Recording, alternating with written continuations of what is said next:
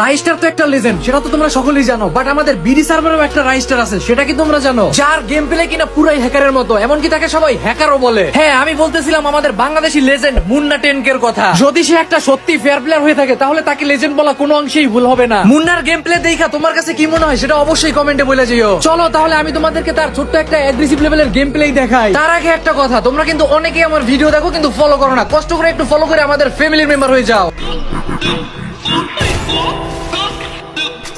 আরে মারি দিছে মুন্না ভাই, ওইটাকে মারলো মুন্না ভাই।